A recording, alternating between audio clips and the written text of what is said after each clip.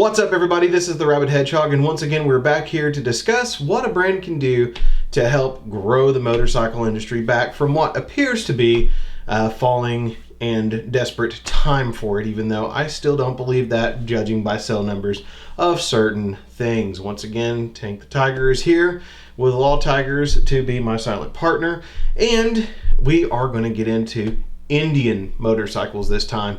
Now, a lot of you will sit there and probably go, oh, Rabid Hedgehog, you are definitely an Indian guy now. You definitely can't think that Indian can do wrong. You definitely believe that Indian is the best there is. And no, I don't really actually think that. I believe that Indian is on a better track right now than a few of the other manufacturers, but I don't believe they're doing it right either. They do have faults.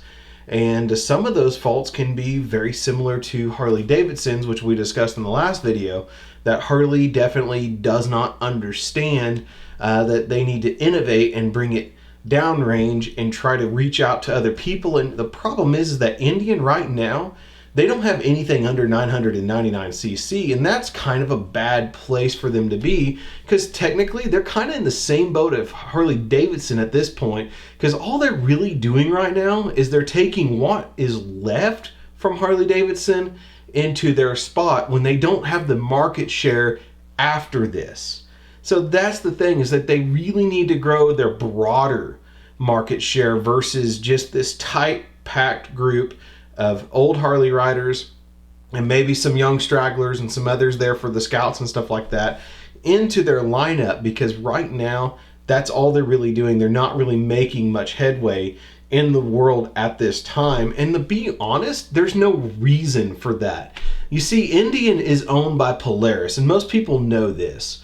Indian was a brand that kind of went through a bunch of changes after they went debunked in 1953. So whenever that happened, all the way through until 2011, basically, when Polaris bought out Indian name and then slowly made their own bikes into the 2014 model year, Indian was a brand that was passed through many different things. In some cases, they were slapped onto Royal Enfields. In some cases, they were slapped onto some Italian motorcycles and brought over and stuff of that nature. So in some cases, I can see Polaris not wanting to relive something of that nature, and that is actually kind of wrong to me.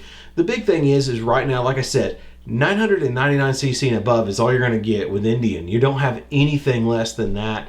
And if you want to have people coming to your brand, you want to be able to reach them in a more broad sense. The thing about Polaris is their pockets are very, very deep. Not only that, their product engineering is very, very deep. They already have engines for their quad series, their sportsmen's, over on the Polaris side, the ATV side, that are 50cc, and they go, all the way into the 1000 cc's. Of course, that means that the Polaris Industries itself makes an engine from 50 cc's all the way to near 1900 cc's, depending on the placement. And the Slingshot even is a 4-cylinder, over 2000 cc. Of course, it's more of a car engine at that point. But the thing is that you look at how they've built that, and they took away the GM Ecotec from the Slingshot this year and went into their own manufacturing, made their own engine, and that just says that they have the engineering and the technology and the ability to do so. So we need to see them convert this into something in two-wheel format. You look at the Sportsmen's in the 50cc market, and they're, somewhere in the mid-2000s to near $3,000, somewhere in there, depending on what site you're looking at and what dealership might be working with it.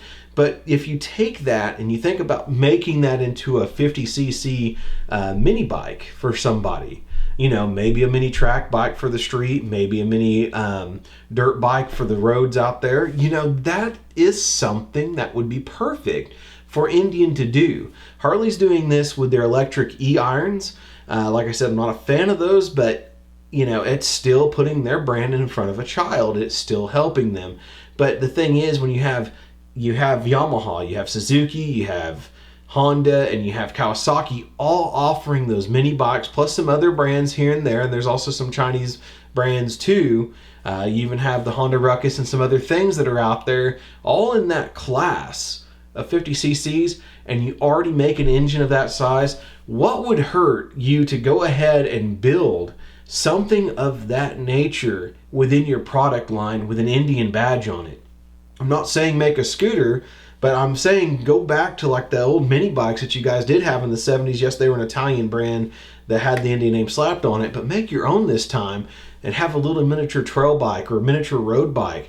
And that way kids can start getting the feel of a motorcycle on a little track, or or a dirt patch or something like that. That's where kids really do start to get the feel and the passion for motorcycles, not on an electric little pedal, or not even a pedal bike, just an electric bike that you put your feet up on.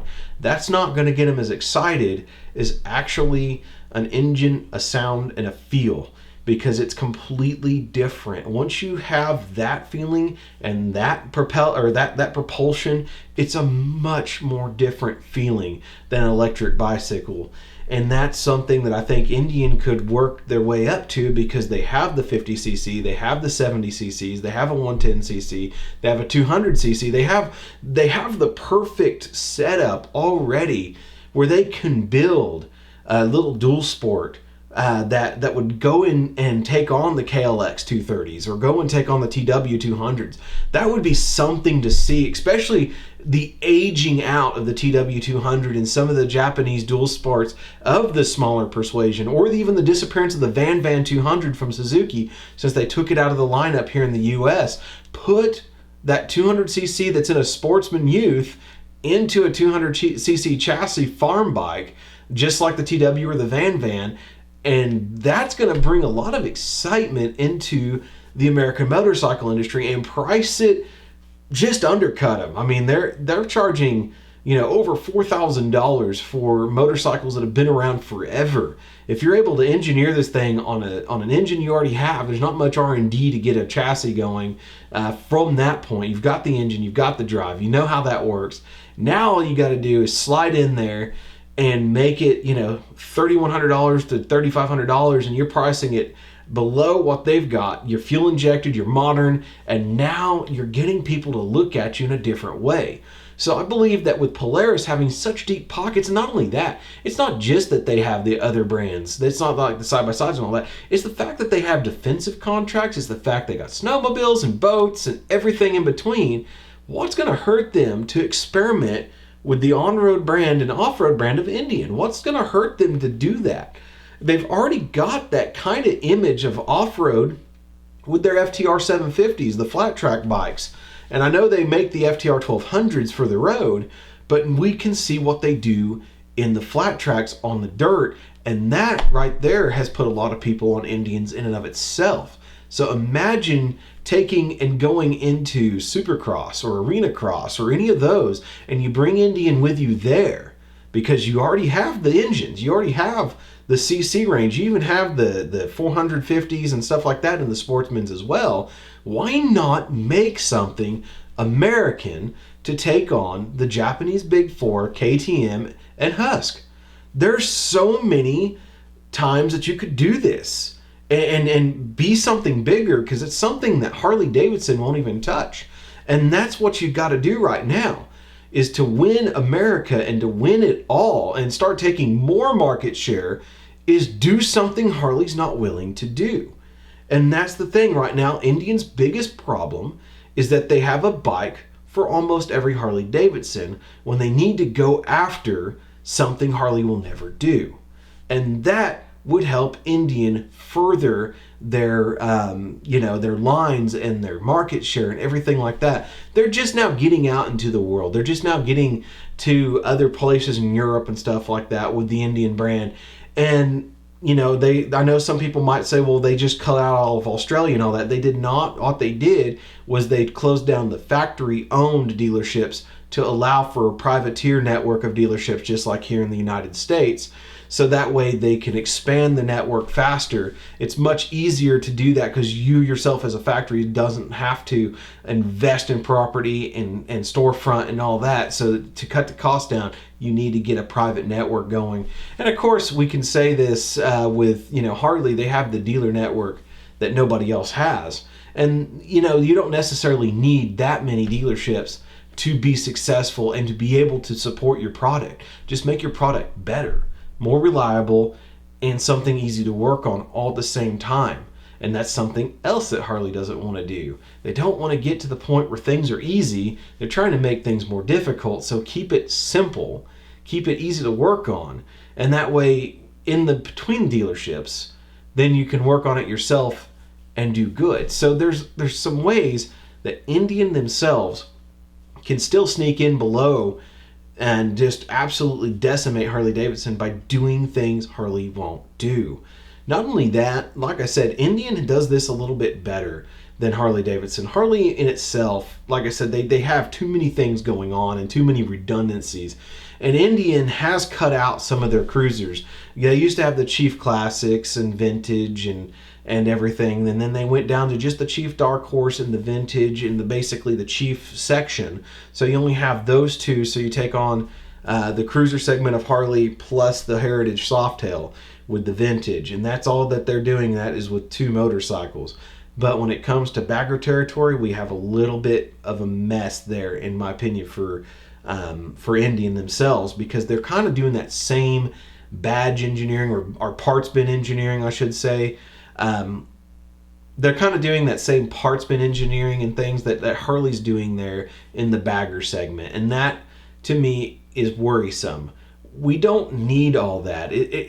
We don't need to play Ford in the motorcycle dealership where you have 40 different variants of the F-150 and they start at 35 and they end at $100,000 and they're making anywhere from $4,000 to $30,000 in profit, depending on where you fall into. Basically, we don't want to play that game in this industry. We need to streamline. And that's what the Japanese have been doing. They literally take an engine platform and they put different things on top of it. Whereas the Americans, they tend to take everything they can and just kind of throw it together. And they might have this engine in it, but they might have this, chassis, and they might have this going on. But they make too many redundancies at this point.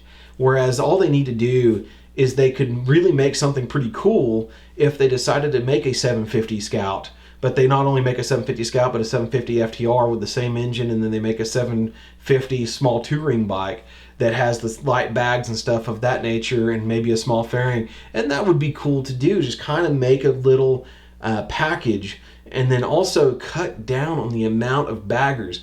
I don't think we need a Chieftain and a Chieftain Limited and a Chieftain Dark Horse and a Chieftain Icon and a Chieftain Elite.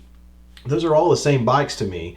They just range anywhere from $21,999 to $38,000, and really there's nothing different except for paint sets and packaging, when in reality all they need is Chieftain Chrome, Chieftain Dark. Make all the accessories available for customization if you want it, but make the paint set something that can be chosen. If you want that special paint set, just order it, and then they can make it right there. And that's even more special because now you know that you have a less common bike out there than something that somebody else can pull off the showroom floor. So I don't think they need the Challenger Limited, the Challenger Dark Horse, and I know they're going to have a Challenger with a box on it here pretty soon. They have to, or something of that nature. They don't need the different Roadmasters. They literally just need to pare that back down and get that under control. And it's also the Scouts too. The Scouts have kind of gotten to that point of parts bin engineering where they have the Scout 60 and the Scout Bobber 60. And I'm sorry to say this, Indian, but why on earth would you take a little badge off the front of it that covers the the wiring and the cables and stuff that's on the regular Scout off the Scout 60 just because it's cheaper? That is kind of tacky to me for you guys to pull that off, because you've already taken away CCs, you've already taken away a gear out of the transmission. Why take away a $5 badge to you guys in manufacturing when you could just put it on there, and that way it looks just as clean as the other Scout? I'm sorry to say it's kind of a jerk move right there, in my opinion, because it does make it look tacky to not have that little Indian badge on there. But that's besides the point. Like I said, Indian's not perfect. They're doing some strange things too. But we've got to do something about the Scout line. It's getting a little out of hand. It's getting too many redundancies, because now you have like I said, the Scout 60 and the Scout 60 Bobber, and then you have the Bobber with the Bobber 20, and then you have the Scout with the Scout icon and some others. Let's pare that back down and let's get that back to a more manageable level. If you want to have some different Scouts, that's great and all, but make them different from each other. Not just this little fender change here and the same near riding position. If you want to have something different, have a Scout that comes out that's like a Scout Rally with mid mounts and a different handling or different stance. Use the same frame. That way you save some money, but different stances and stuff like that with that engine class. Instead of this Scout is this Scout is this Scout. So that way, and this one only has an inch less suspension travel, and this one has a little bit different fender. Make them completely and utterly different. Don't fall into what Harley did and hurt yourself. I get you've got the money to play around with that Harley doesn't have, but you can't play around very long with it, because if you do, you're not going to gain that market share. And you also have to remember, and this is something very important that American manufacturers don't understand when it comes to broad motorcycle buyers. Graduated licenses. See, in the US, when you're 16 years old and you get your motorcycle license, you can have any size bike you want. If you can ride it, you can have it. Now, there are a little bit of graduated steps here and there depending on your state. Here in Oklahoma, it's at 14 years old. A 14-year-old can have a bike up to 300cc. And then they can ride it in certain times, or to work, church, or school. Those are the only activities that they could do it on. And they cannot ride on an interstate highway. So there are some stipulations with the motorcycles here in Oklahoma if they so choose to go to the 300 class. But in Europe and other nations, it's graduated. They have sections of CC engines that they have to purchase. So if they start out with this kind of license, they start there, then they have to move to the next license and move to the next license. So when you're trying to be a great brand worldwide and you don't have anything for graduated licenses to move up on, then you're not going to survive worldwide. And that's something the American manufacturers that are trying to go global need to learn, and India needs to do right now, especially why they still have the deep pockets. They still have the military contracts using their Polaris ATVs and all the stuff they have in the background. They have all this money to put the R&D into the chassis. They already have the engine, or they can rework this engine for very little cost to get this rapidly manufactured, and that way they can start hitting the world harder with different size and different motorcycles for different people. And that way they have a butt for every bike, just like what they need to grow. And it will grow everywhere. It won't grow just in Europe. It will help in the US, it'll help in Europe, it'll help in Asia, it'll help everywhere, because it's getting the right spectrum. And that's the one thing the American manufacturers seem to forget, is that it does require spectrum. It does require something that's smaller, and I don't mind smaller bikes. My favorite motorcycles, like the TU250X, the XT250, Val in the Garage is a 500cc. These are smaller motorcycles. I enjoy the Rebel, the 500 and the 300. I like them both, and that's just the whole thing. I like the spectrum of motorcycles. I like the ability to get out on a motorcycle and enjoy it for its purpose. So if I want to go off-road, I don't want to take a 1200cc V-twin. I want a small 200cc big tire like a TW and just go mudding through everything, because it can. And then it's cheap enough that if you drop it, you can, and it doesn't hurt your feelings as bad as if you do it with these expensive motorcycles. So what I'm saying is that for Indian to grow, Indian needs to embrace Polaris's tech and go all spectrum. And that way they don't only grow in the United States, but they grow worldwide by being able to be a part of every graduated bracket or every riding system. And that way they can have time to also build the electrics and stuff, in which Polaris owns electric companies like Gem and some others, and they already had the Victory Impulse TT, so they've already had an electric bike. But for Indian to have time to build that into their system as well, they need to get the petrol out first and then go to electric, because that way they undercut Harley and then they get onto a world stage, because now they're better with what their range offers.